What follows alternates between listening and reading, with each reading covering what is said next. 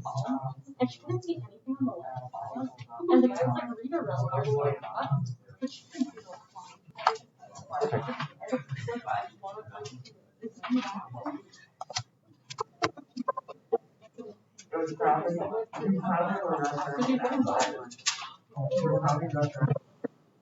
All right.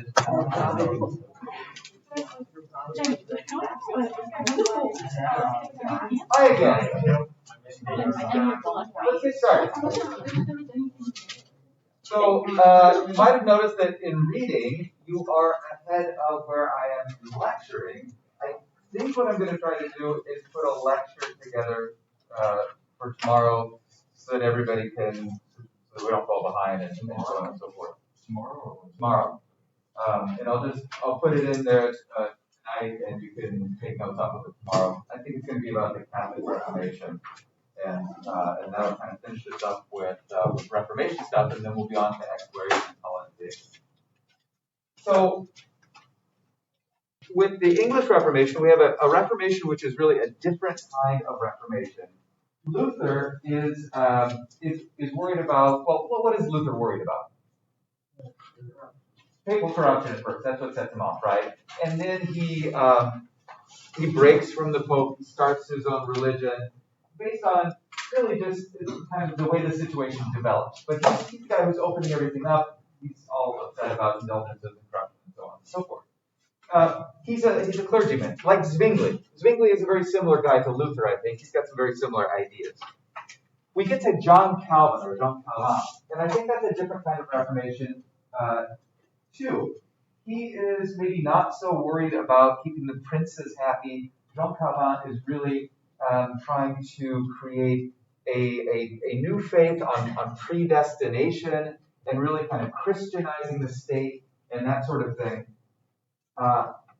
With his idea of predestination, he is really quite concerned that this is just a fundamental truth and people need to have a kind of religion that is based on more local control than people trying to be, really Christian and not sinning at all. When we get to Henry VIII, or the Anglican Reformation, or the English Reformation, this is a Reformation which isn't done by a clergyman. This isn't really done by somebody who's particularly interested in religion, really. I mean, if you go back to his early days, he is a very strong Catholic. He is a defender of the faith. When Luther writes some things against the church or against the Pope, Henry VIII, a guy who apparently is a multi-talent, writes a religious tract that defends the church and defends the Pope against Luther. Sure, the church is a little bit corrupt in England, just like elsewhere, but it doesn't really bother him that much.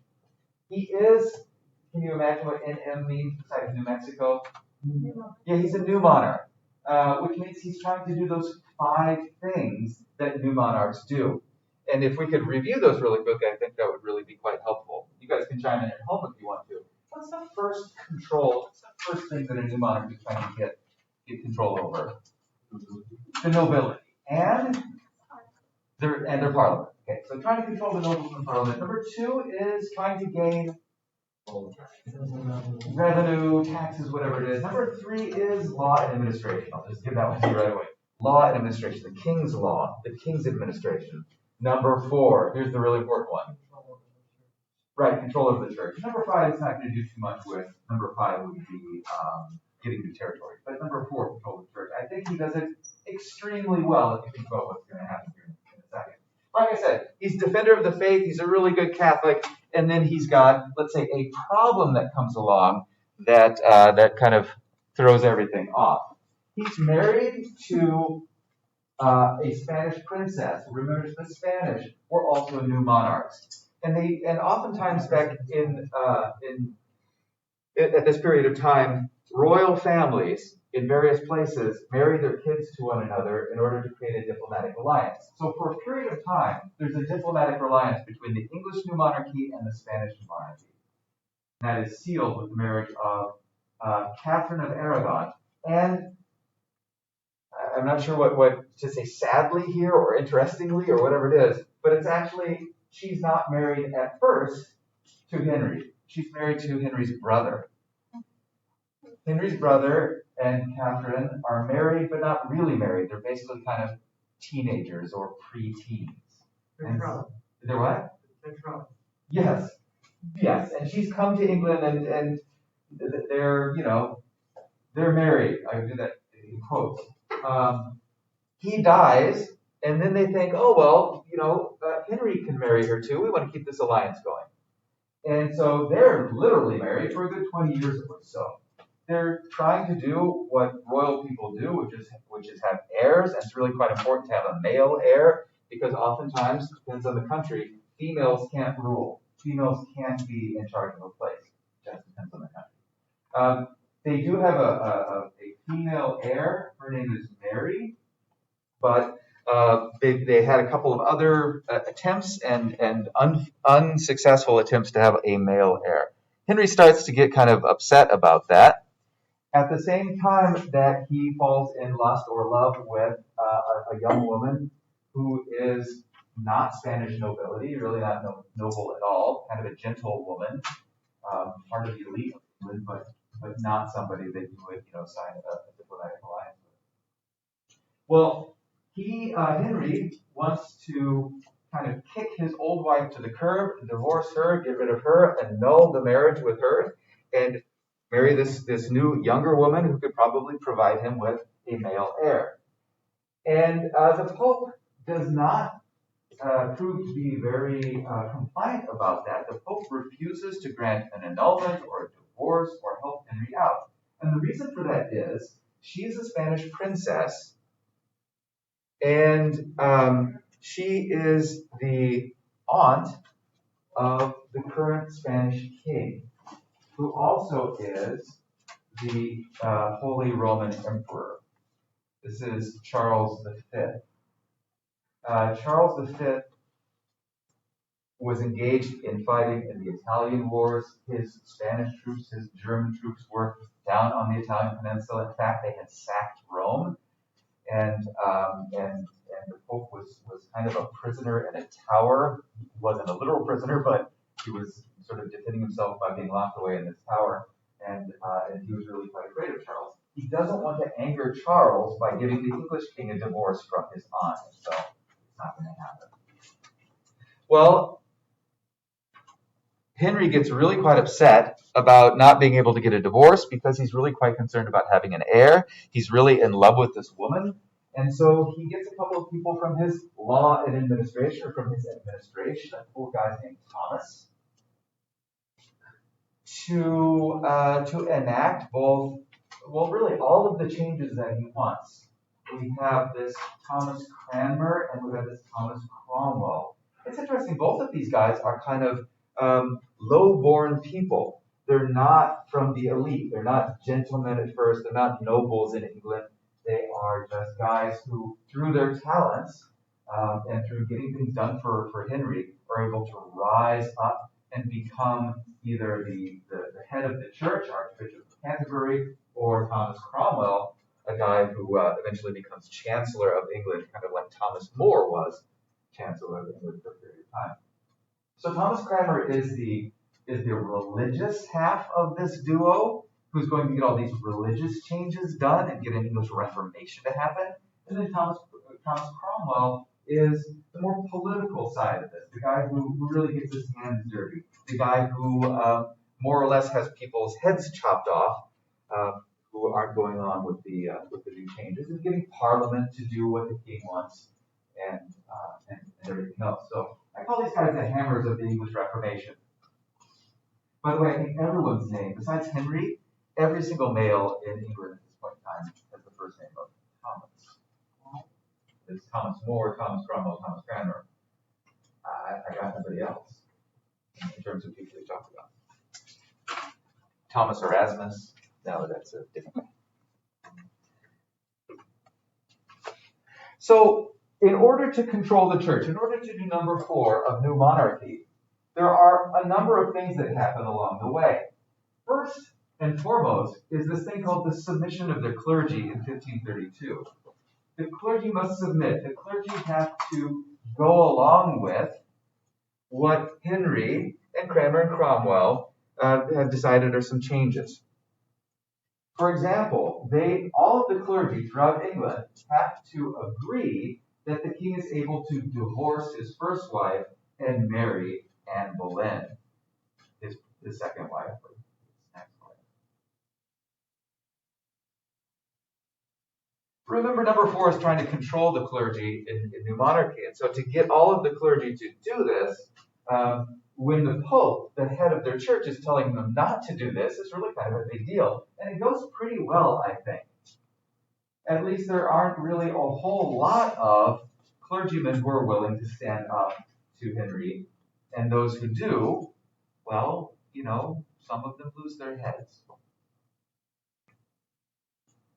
A couple of years later, there's this thing called the Oath of Supremacy. This is an oath where you're saying that somebody is supreme. And what they're saying is that Henry VIII is the supreme head of the church.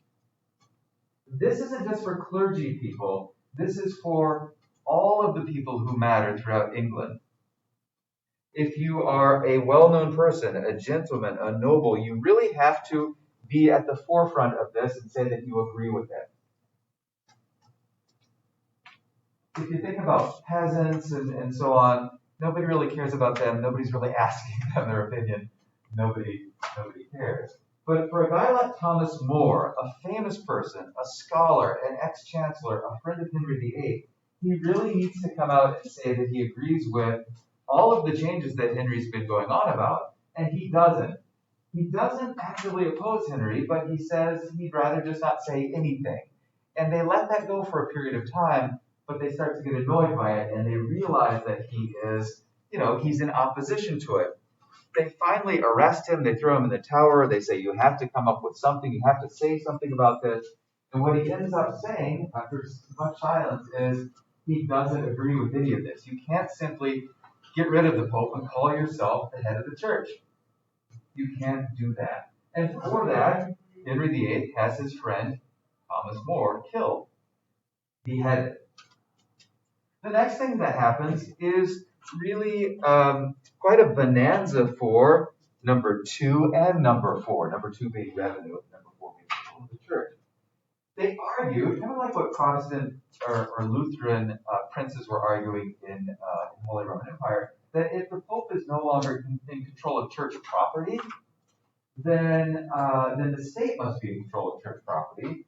And they started to say that the monasteries that controlled vast territories throughout England, that the monasteries were really quite corrupt, Catholic corruption. Not always true, but it's an excuse for them.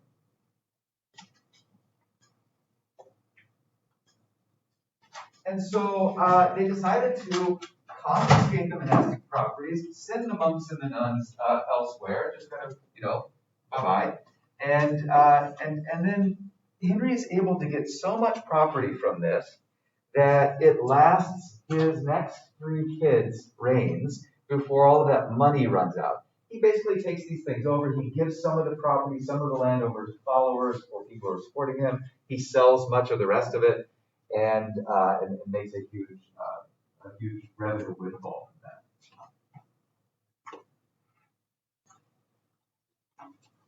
The people, it seems, were really not too happy with that happening. The monasteries oftentimes were sort of a local source of welfare for people who were really poor, who were begging, who didn't have enough food, they go to the local monastery and they would get that. And of course, if they're local monks or what have you, people really liked them. There is a little bit of a rebellion that happens called the Pilgrimage of Grace in support of some of these monasteries. But Henry is able to smack that down. Well, back to our soap opera with Anne Boleyn. Anne Boleyn apparently gets pregnant with Henry's baby, and everybody's hoping around them that this baby is going to be male, and then Henry will have a male heir. And so, while she's pregnant and showing and everything, Anne Boleyn, her Henry's first wife, Catherine of Aragon, passes away, and so this seems like a really good situation. Except when the baby is born, it's another female baby. This baby is named Elizabeth. Henry's really kind of frustrated about that. They tried for some more kids. She has a miscarriage, which apparently is fairly common at this point in time.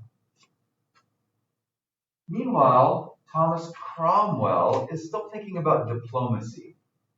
And he's thinking that now that Catherine of Aragon, the aunt of Charles V, is deceased, that maybe England and the Holy Roman Empire and Spain could all kind of get back together again. But obviously, Charles V doesn't like Henry's second wife. His second wife kind of pushed his aunt out of the way. And so basically Cromwell knows that he has to get rid of Anne Boleyn. So he makes up all these stories about Anne Boleyn. He tells Henry that Anne Boleyn is cheating on him with about 5 different people, including her own brother. And Henry believes this, or at least he goes along with it. And he also starts to say things like he never really understood why he was so in love with her. He might have been bewitched by her. She might be a witch. And all of these things kind of get put together to the point where Anne Boleyn is beheaded. She is, essentially found guilty of treason for sleeping with these men and perhaps wanting to get impregnated by them. And all these men are killed as well first, and she's now out of the way. So what wife are we on? But this is just number 2. How many more? 4 more. So 6. 6 in total. Yeah. So the first one was, divorced, and then the second one dies, gets her head put on the chopping block. I should tell you that it's nonsense. She wasn't sleeping really with any of these people, but it was a really convenient excuse. And Thomas Cromwell is kind of a nasty piece of work. So. And his son. The next person that he marries is another gentlewoman who doesn't have a diplomatic connection by any means. They are married in May of 1536. You might have noticed that Anne Boleyn was executed in May of 1536. So I think it was about 10 days later that he marries somebody new. And they're married for a short period of time. She has a baby, and it's a male, and she, people rejoice. Henry especially is rejoicing that Edward, who will someday be Edward VI, is born. And then she dies, sadly. She dies right after giving birth to Edward, which once again, miscarriages frequently occur, stillborn births frequently occur, babies die frequently, and women who are delivering babies oftentimes pass away as well. It's a very dangerous period of time for a woman, and a lot of little kids just don't quite make it. Well, Henry created a church in order to get himself out of a predicament where the Pope wasn't allowing him to have a divorce. But he's not really a Protestant. He's not really somebody who is all fired up about faith alone saving you, or Scripture alone being the basis for what you should believe in, or predestination, or anything like that. I think he realizes that Cranmer and Cromwell, the people who he set up to create a Reformation for his own purposes, had kind of gone too far. They had gotten too Protestant.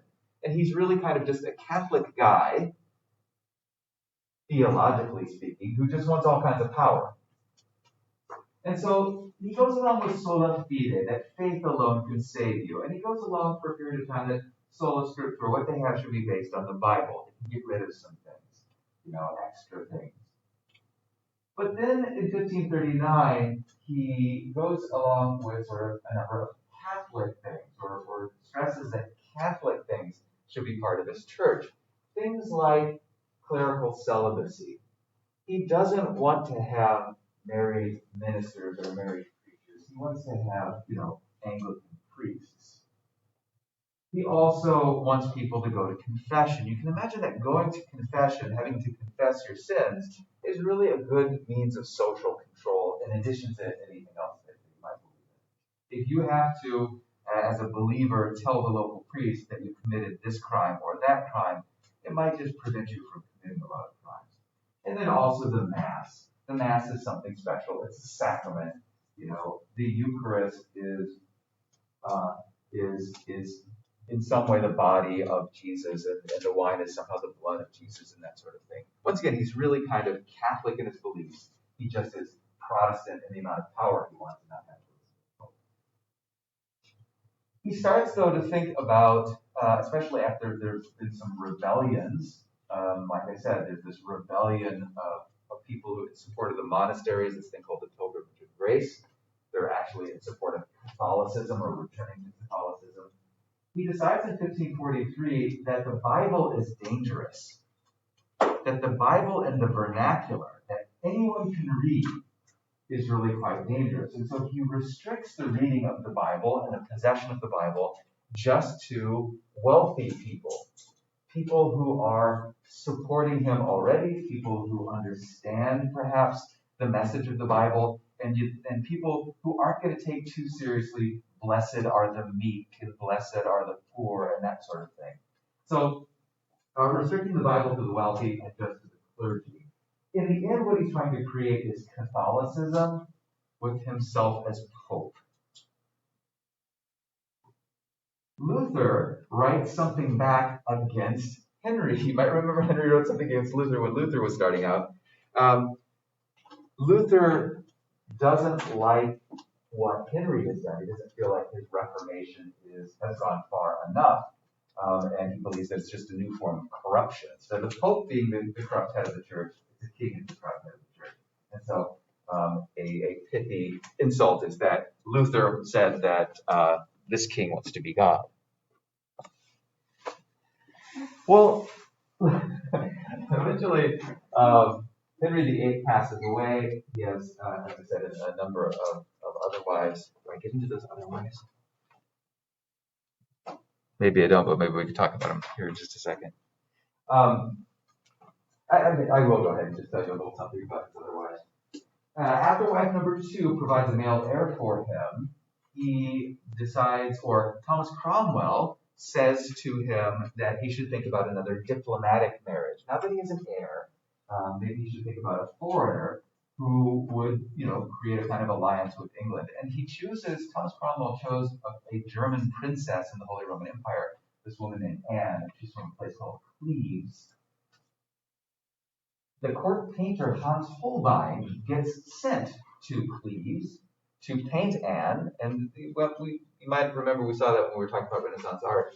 And so Hans Holbein paints her, brings the portrait back, shows it to Henry, and says, "Your Majesty, this is what she looks like." And he says, "Okay, I'll sign the paperwork. We'll be betrothed. We'll be married." A little while later, she shows up, and he describes her as Flanders is like the Netherlands, and he describes her as a Flanders mare, as like a Dutch horse. He doesn't like her, after all. She doesn't look apparently like what Hans Holbein portrayed. And so he divorces her almost right away.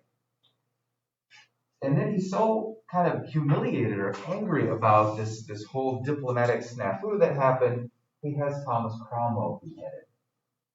Which is kind of nice, because Thomas Cromwell was kind of a nasty piece of work and beheaded people. After that, there was a young woman who he married. And this next young woman was about, I think she was maybe like 17. And by this point in time, he's probably getting up in his 40s. And she actually does cheat on him.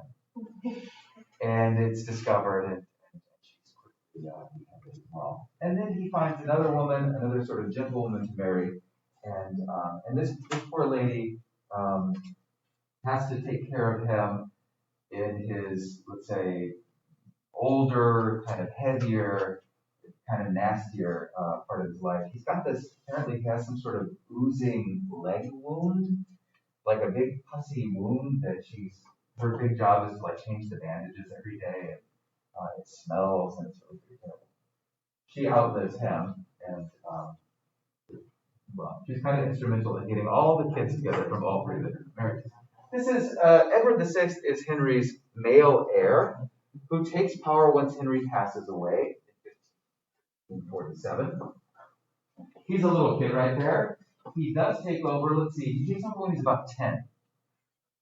And, if you look at the picture of this kid, a 3-year-old, or however old he is here, doesn't make a very good king, and a 10-year-old doesn't make a very good king. So he's got a bunch of people around him, like Thomas Cranmer, who helped him rule, or who helped him, know what the world is all about. Thomas Cranmer is a very Protestant guy. Thomas Cranmer, as Archbishop of Canterbury, had a secret wife. Wasn't supposed to have that there, Henry, but had a secret wife. He's very into, everything that has to do with Protestantism. And so this is how Edward VI is raised too, as kind of a very Protestant guy. He bans outright saints and relics, all decoration in churches. They whitewash all the churches. They take a lot of the statues out of the churches. They do all kinds of things to make the churches very plain. So that when you go and sit in a church, all you're doing is listening to the Word of God instead of being distracted by religious art. This is called iconoclasm when you smash all the icons. So you can see he dies though, right? He dies as a teenager. He's kind of a sickly young man and passes away. Now we've got, 2 females who are in line to be the heirs of Henry VIII. They're going to have to grab a female to be the next queen. Why is that English kings that are number 6, Henry the Sixth, are always terrible and really young? I don't know. I think it's probably just happenstance. But I don't know. Here's a big problem though. So we've got 3 different wives, right? 3 different kids from 3 different wives. Wife number 1 had a baby. Her name was Mary. Wife number 2 had a baby. Her name was Elizabeth. And wife number 3 had the male baby, Edward, who's now deceased. Well, in age, you go back to Mary, right? The daughter of the first wife. The first wife was a Spanish princess, and she was very Catholic. And when her mom gets kicked to the curb, the daughter Mary kind of gravitates towards mom and really hates dad quite a bit. It's kind of a dramatic soap opera, really. So Mary is known in English history as Bloody Mary. Is that where the French name comes from? Uh-huh. And being that she saw her mom get divorced, and then she, lived this life where she was persecuted by her little brother, for being Catholic. When she becomes queen, she wants Catholicism back. And so, he who rules his religion, like we had in the Holy Roman Empire, that really exists for a long time in a lot of places. Whoever the ruler is, everybody has to be that person's religion. So imagine that they put the brakes on the Protestant Reformation for a moment. And Mary, Queen Mary, is saying everyone needs to be Catholic. And everybody goes along with that at first. Everyone's really sorry about everything that happened, they say to her. And then she finds the most Catholic person she possibly can to marry. And it is Philip of Spain. Are you thinking what I'm thinking? Yeah. They're related pretty closely, actually. Cousins? I think they might be cousins. I could work it out, but, I haven't much mind.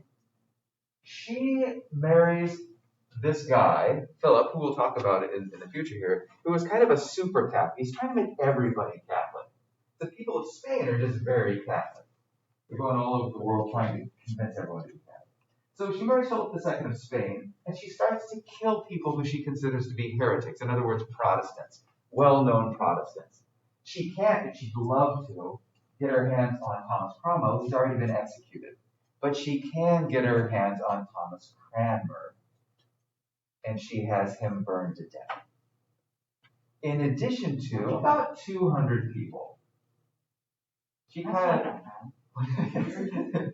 It is for them as individuals, but in the grand scheme of things, a couple of hundred people isn't terrible. I mean, I'm sure Henry killed a couple hundred people too. But Henry is viewed as a strong king and, sort of not a good guy, but at least a strong king. This is a woman whose Catholic religion only lasts in England for about 5 years, 1553 to 1558. when she is queen. She is rather unpopular over time because she's married this Spanish guy. They don't live together. They sort of get together every once in a while to try to create a baby, and people call her Bloody Mary because of the heretics and so on. She thinks that she's pregnant. She was really happy. She's thinking that if she has a baby, that baby's going to be king. You know, they're always hoping something else. That's going to be king of England and king of Spain, which would be, you know, a pretty powerful person. Sadly, she's not pregnant. It's kind of like a false pregnancy with cancer. And so, yeah, she has some sort of cancer inside of her. What's that? Well, at first it seemed like it was a pregnancy because there's something growing inside of her. Oh, it's a tumor. Yeah, and it's a tumor and it kills her. And so she passes away, and now the daughter of Anne Boleyn takes over, Elizabeth. And Elizabeth, oh, this is kind of a frightening picture, but Elizabeth, this is when she's older. Elizabeth turns out to be Protestant as well. You know, she's raised as a Protestant, even in Catholic England, for those 5 years. And as the daughter of Anne Boleyn, you know, this woman who was beheaded, declared a witch and a traitor and all this. She's got a lot of baggage, I think. But she tells everyone, hold the phone. We're going to go back to Protestantism. It's not going to be quite as quite as Protestant as what her brother Edward had, but it's going to be kind of a mild form of Protestantism or a moderate form of the Anglican Church. And she also has to fight against Philip II. Philip is angry that his wife died, and he actually proposes marriage to the new queen. He proposes marriage to Elizabeth, and she says, no, thank you. That didn't work out so well for her sister.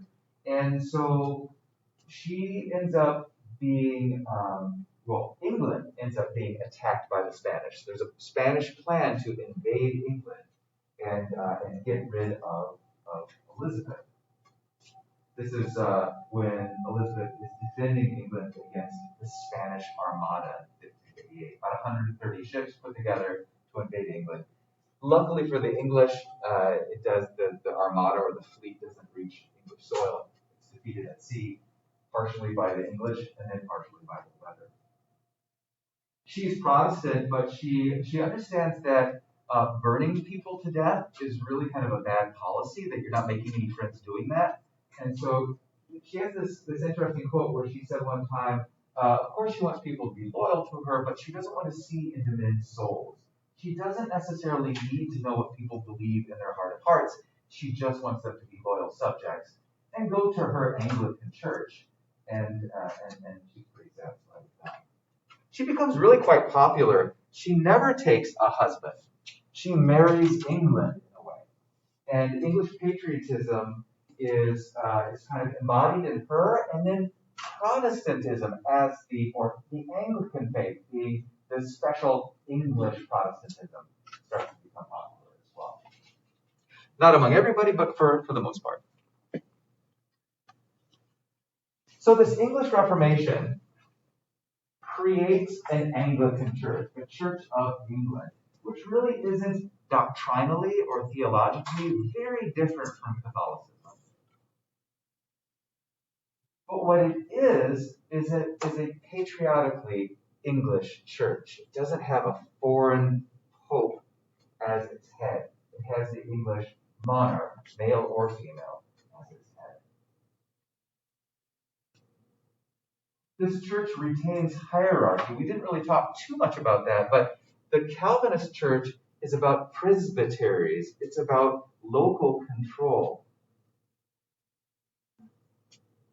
Being that the English monarch creates a system of a church, they want to make sure that they have good control over everybody. So they have a hierarchy of bishops and then priests. And who's the head of the church? They are. So they can tell the bishops what to tell the priests, and the priests tell the people. It's a wonderful kind of system of media before there's real media.